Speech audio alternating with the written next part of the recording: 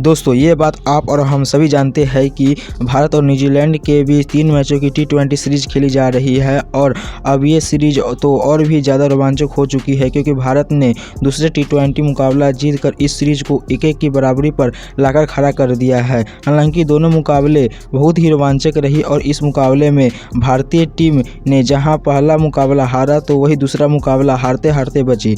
लेकिन इस सब के बीच में अब तीसरा मुकाबला जो कि डू और डाई मुकाबला करो या मरो का मुकाबला है, इसीलिए भारत इस मुकाबले को हर हाल में जीतकर सीरीज अपने नाम करना चाहेगी। तो न्यूजीलैंड की टीम भी कोई भी कसर नहीं छोड़ेगी। न्यूजीलैंड भारत को उसकी घरेलू सरजमीन पर T20 हराने के लिए हर मुमकिन कोशिश करेगी, लेकिन कप्तान हार्दिक पांड्या ने साफ कर दिया है कि दूसरा T20 मुकाबला जीतने के बावजूद भी उन्हें कुछ बड़े बदलाव अब करने पड़ेंगे। और अब वो कौन से बड़े बदलाव है उस पर बात की है हार्दिक पांड्या ने और खुद ही तस्वीर साफ कर दिए है। कौन से खिलाड़ी अंदर हो रहे हैं, कौन से खिलाड़ी को बाहर का रास्ता दिखाया गया है, चलिए सब कुछ जानते हैं इस खास रिपोर्ट में। लेकिन आगे बढ़ने से पहले आप सभी की क्या राय है, आप क्या मानते हैं टीम इंडिया का T20 के अंदर कौन है सबसे खतरनाक ऑलराउंडर, कमेंट सेक्शन में अपनी राय लिखना ना भूलें।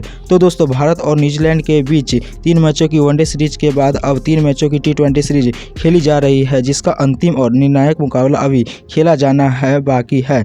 लेकिन मुकाबले के लिए इंडिया की प्लेइंग 11 को लेकर काफ़ी ज़्यादा माथापच्ची है क्योंकि इसके दूसरे T20 में हार्दिक पांड्या ने जो बदलाव किए थे वो काम नहीं आए और अब साफ तौर पर जाहिर है कि अब और बदलाव होंगे जो आपको बेहद हैरानी में डाल देगी। तो जी हाँ दोस्तों, दूसरे T20 मुकाबले के बाद तीसरे T20 के लिए निर्णायक और डू और डाई मुकाबले क्या रहेगी भारतीय टीम की प्लेइंग 11, कौन से खिलाड़ी हुए हैं अंदर और कौन से बाहर, चलिए जानते हैं पूरा प्लेइंग 11। सबसे पहले बात कर लेते हैं ओपनिंग प्लेयर की बारे में। तो ओपनिंग प्लेयर में एक नाम तो पक्का है और वो है ईशान किशन। हालांकि ईशान किशन अपने नाम के अनुसार प्रदर्शन नहीं कर पाए, लेकिन दूसरे T20 मुकाबले में जो पिच इतनी ज़्यादा खराब रही उस पर ईशान किशन ने 32 गेंदों में 19 रनों की पारी खेली।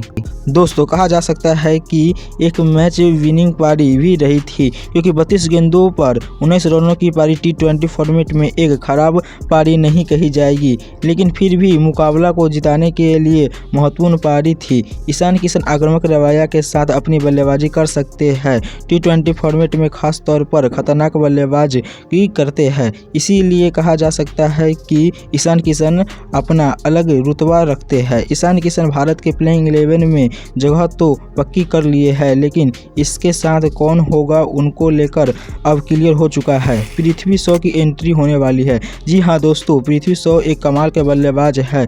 कहा जाता है कि वो वीरेंद्र सहवाग और सचिन तेंदुलकर का कॉम्बो है ये खिलाड़ी।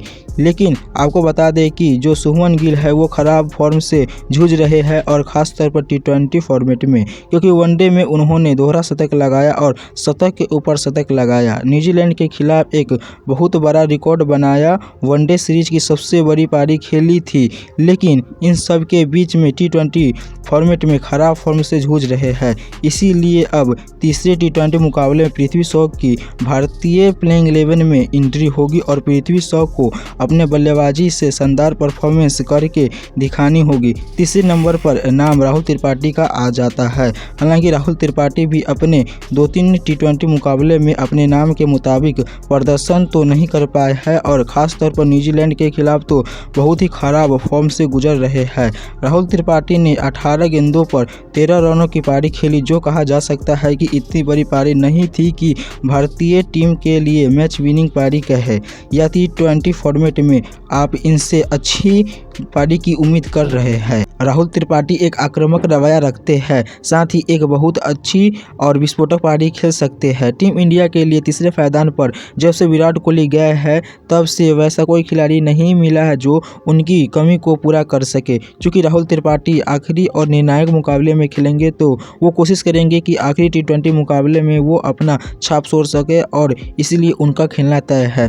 चौथा नाम टीम इंडिया के स्टार T20 बल्लेबाज और मिस्टर 360 डिग्री यानी सूर्य कुमार यादव का नाम आता है। सूर्य कुमार यादव एक कमाल के बल्लेबाज है और इन्होंने पिछले T20 मुकाबले यानी दूसरे T20 मुकाबले में भी दिखाया है कि वो वनडे और टेस्ट में भी बल्लेबाजी कर सकते हैं। जी हाँ दोस्तों, सूर्य कुमार यादव जो मैदान के हर कोने में रन बनाते हैं और फिलहाल भारतीय टीम का मिस्टर 360 डिग्री और टीम का उप कप्तान भी बने हुए हैं। चौथे नंबर पर इनकी बल्लेबाजी करना तय है। पिछले मुकाबले में ज़रूरत पड़ने पर धीमी पारी खेली थी और 31 गेंद पर 26 रनों की पारी खेली थी और मैन ऑफ द मैच का अवार्ड भी उनको मिला। सूर्य कुमार यादव उस प्रेशर को झेल पाए और भारतीय टीम को उस मुकाबले में मुश्किल स्थिति से निकालकर उस मैच को भारत के नाम कर दिए। साथ ही वो टीम के उप कप्तान हैं, इसलिए उनका खेलना तय है।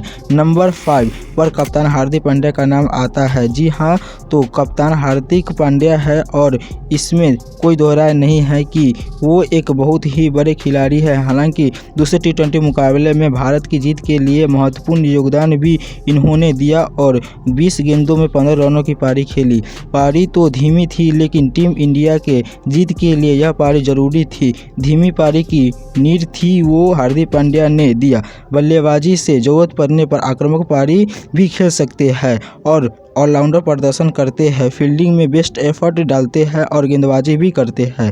इसके बाद 6 पोजीशन पर नाम दीपक हुड्डा का आ जाएगा। दीपक हुड्डा कमाल के बल्लेबाज है, साथ ही कमाल के गेंदबाज भी है। दीपक हुड्डा के गेंदबाजी की बात की जाए तो दूसरे टी20 मुकाबले में दीपक हुड्डा ने 4 ओवर में 17 रन देकर एक महत्वपूर्ण विकेट अपने नाम किए थे। दीपक हुड्डा जरूरत पड़ने पर अच्छी खासी बल्लेबाजी भी कर सकते हैं। हालांकि दूसरे टी20 मुकाबले में दीपक हुड्डा तक की बारी आई नहीं थी, वरना वो मैच को फिनिश करने की भी काबिलियत रखते हैं, इसीलिए उनका तीसरे टी20 मुकाबले में खेलना तय है। बात करते हैं 7वें नंबर की, तो 7वें नंबर पर वाशिंगटन सुंदर का नाम आ जाएगा। वाशिंगटन सुंदर के बारे में क्या ही कहना, पहले टी20 मुकाबले में जो खेल दिखाया था वो तो काबिले तारीफ था। हालांकि दूसरे टी20 मुकाबले में वो रन आउट जरूर हो गए, लेकिन अच्छी पारी खेल रहे थे। 9 गेंदों में 10 रनों की पारी खेली, जो कि टीम इंडिया के लिए मैच विनिंग पारी में से एक रही। छोटी छोटी पारियां ही तो मैच विनिंग होती है, क्योंकि आप सिर्फ 100 रनों की टारगेट का पीछा करते हुए ऐसी पारी की उम्मीद रखते हैं। खैर, गेंदबाजी में वाशिंगटन सुंदर ने कमाल का खेल दिखाया। 3 ओवर में 17 रन देकर एक विकेट भी अपने नाम किए थे।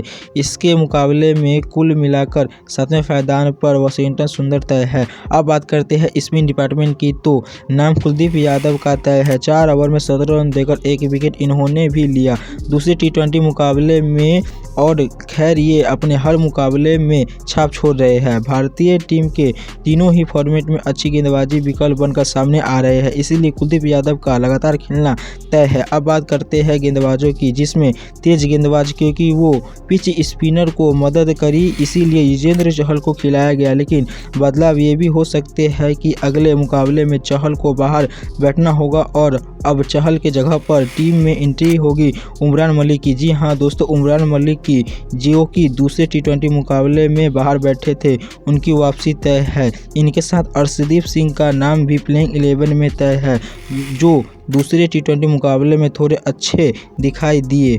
वो 2 ओवर में सिर्फ 7 रन देकर भारत की तरफ से सर्वाधिक 2 विकेट भी लिए, तो इसीलिए अर्शदीप सिंह का खेलना तय है। और शिवम मावी, जी हाँ, शिवम मावी 1 ओवर में 11 रन दिए। हालांकि तेज गेंदबाज का वो पिच था नहीं, लेकिन हम ये बात भी कह सकते हैं कि शिवम मावी एक नए खिलाड़ी है और वो अपने गलतियों से सीख रहे हैं, इसीलिए उनका खेलना तय है। तो दोस्तों, आखिरी मुकाबले में ये 2 या 3 बदलाव देखने को मिल सकते हैं। तो दोस्तों, आप इसके बारे में क्या सोचते हैं? अपनी राय कमेंट सेक्शन